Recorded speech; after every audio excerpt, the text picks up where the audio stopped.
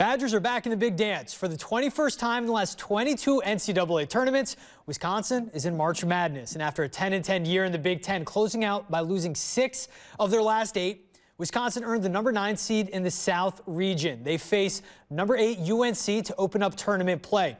And joining me now is Josh Schafer of Badger247. All your Wisconsin men's basketball needs, he's the man to see. Josh, thanks for joining me. We get a Big Ten ACC matchup to open tournament play for the Badgers.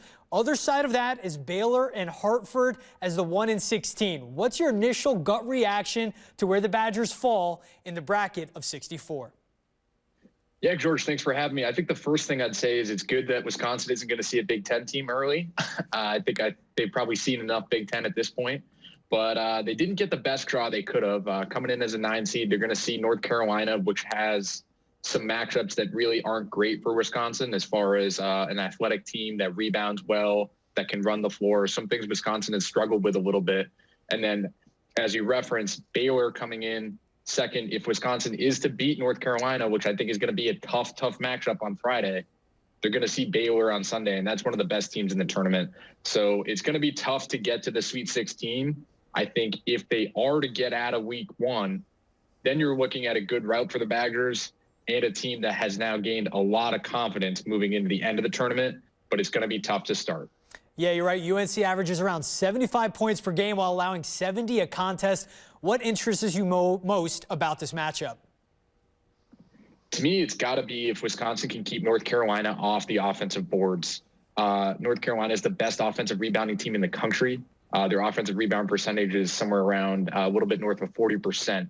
And that's killed Wisconsin in recent games. You don't even have to look past the Iowa exit Wisconsin had in the Big Ten tournament to see that if you allow offensive rebounds and allow possessions to extend, it doesn't matter how good a defense Wisconsin plays. And Wisconsin's a good defensive team.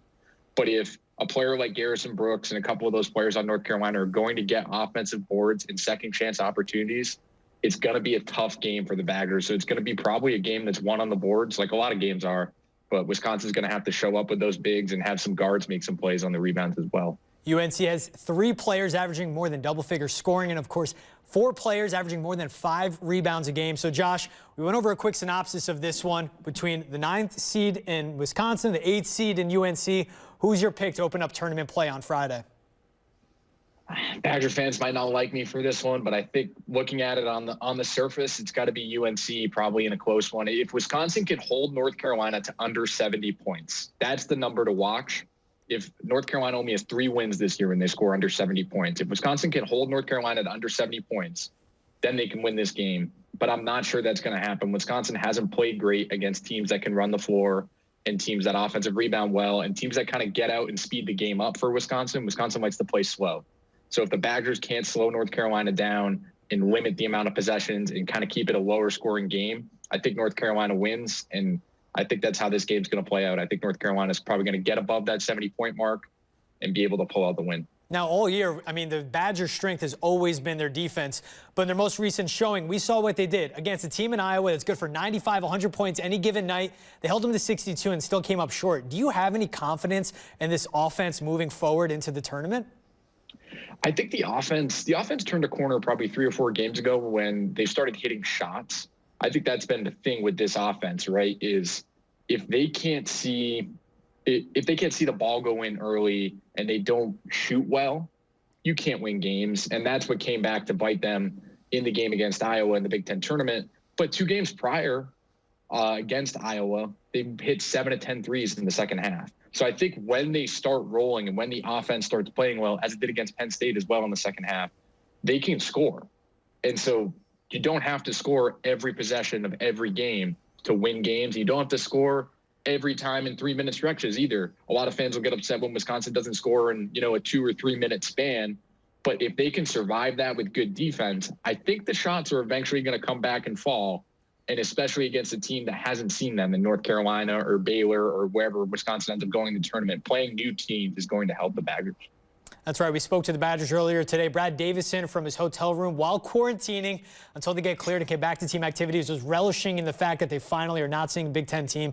They're excited for the matchup with the Blue Blood out of the ACC and UNC. We know what Dimitri Trice does for them. We know what Micah Potter does as well. Who do you, outside of those two, will have to be the X factor for the Badgers to make some noise in this tournament? Or it might be one of those two guys that has to put the Superman cape on and go to a whole new level for them to make noise in March. So if I was to pick the Superman cape, I would probably pick Dimitri Trice. I think when it comes to NCAA tournaments, if you can have a guard that can take over a game and score, as we've seen Dimitri Trice do in games like Michigan State, in games like Illinois when he scored 19 points in about 2 minutes to finish the game, he can go off and absolutely take over a game. And if he can do that in March, Wisconsin could make some great runs and they could win several games. I also think having role players like a Tyler Wall or Jonathan Davis step up, especially in the rebounding game in this first matchup with North Carolina. It's not always the bigs when you watch rebounding. Watch a player like Jonathan Davis, who's one of the better rebounders on Wisconsin, and watch Tyler Wall and how they box out and how they're able to come in and maybe steal a rebound from one of North Carolina's bigger guys. And that's going to be a huge X factor come Friday. I like that. Those are two key guys to watch out. Also underclassmen for the Badgers. Of course, Tyler Wall, sophomore, Jonathan Davis, an electric freshman they have. For me, the X factor I would see in Aleem Ford, I think is that guy. We've been waiting for him to reach his ceiling to really break through all season long. We just haven't seen it there. But like against Penn State, when his shot is falling, that energy is just palpable, especially an athletic wing like Aleem Ford. The mismatch problem that he could create for their opponents is crucial. Now, you said you don't like Wisconsin winning the opening game of the tournament. Let's say they do pull off the Josh Schafer upset as a 9 seed, beat 8th-seeded UNC. How far do you really see this team going? Well, as I said, George, I mean, I think that matchup with Baylor in the second round, it's hard to see. Without seeing Wisconsin play the first game, it's hard to really pick Wisconsin to then go ahead and beat who's considered to be probably the third best team in the country for the entire season. If Wisconsin wins that game against Baylor, though, if they can beat North Carolina, a blue blood program that maybe they aren't as good as they are in a normal year, but they're still a great program, and they're an ACC team. You beat North Carolina, then you beat the best team in the Big 12 that a lot of people have been kind of predicting a doomsday scenario with Baylor and Gonzaga just running through the tournament and playing each other.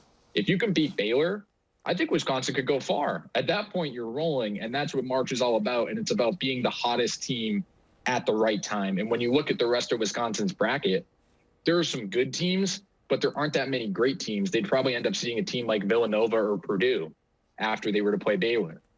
Wisconsin played Purdue within a possession or two just 2 weeks ago. And at that point, with your confidence rolling, the Badgers might be ready to see one of those teams from the Big Ten and finally kind of get over the hump against that top level of the conference. That's right. Purdue with the bigs. Travion Williams, one of the best dogs you'll see in the country. Of course, gave him trouble with Zach Edey as well. Now, Villanova, good team for you to point out, coming out of the Big East, lost Connor Gillespie with an injury for the rest of the season. They're banged up. They still have Jeremiah Robinson-Earl, who is one of the best defenders in the nation. But I like what you say there. It's a good point you make. If they can pull off a shocking upset like beating Baylor, then the bracket is wide open for them to make a deep run. Of course, the Bears, watching them in Big 12 play this year, the problem that they pose for Wisconsin, in my opinion, they can switch on everything, and the pick and roll, especially between Trice and Potter, is so crucial for that offense's success. We'll see how that goes. Now, Josh, you did mention, you point out how talented the Big Ten is this year. Wisconsin, of course, did not get a win against any team that was top 5 in the Big Ten standings. 4 teams out of the Big Ten are 1 or 2 seeds. Illinois and Michigan are the 1s. Iowa and Ohio State are 2s. Out of those 4 teams, who do you see making the deepest run into March? It's funny because I would have said Illinois before today's Big Ten tournament game. They ended up pulling out the victory over Ohio State in the Big Ten title game. And then they got a pretty tough draw, I think. Realistically, they're probably going to win their first game, and they'll likely see Loyola Chicago, who Wisconsin played earlier this year, actually, in the second round. And Loyola Chicago is probably one of the best mid-major teams in this entire bracket, and somehow ended up in the 8-9 game and could see Illinois round 2. And I think that's going to be a tough route for the Fighting Illini. But I think Illinois is hot, and that's kind of what we've been talking about when it comes to March. If you can be on a roll like Illinois is, and you can have key players like Illinois does, with Io and then with Kofi Coburn, I think those 2 players can just make a total difference in our matchup nightmares for teams that have not seen Illinois. Illinois has gone through the gauntlet of the Big Ten and played a lot of these teams twice, sometimes teams 3 times. When these Big Ten teams get into the tournament and their opponents haven't seen them at all, I think we're going to see a good showing from the 9 teams that are in the NCAA tournament from the Big Ten. Not often we get a Syracuse alum and a Seton Hall alum to agree on something hoops. I love Illinois as well. Ayo Dosunmu, that's an NBA guard on the floor. One of the best players in the country. My pick for the best player, Kofi Cockburn, one of the best bigs. Andre Curbelo as a point guard has stepped up. They've won without Ayo. He had his facial injury. He put the mask on. Masked Mamba came back, and they still have won as well.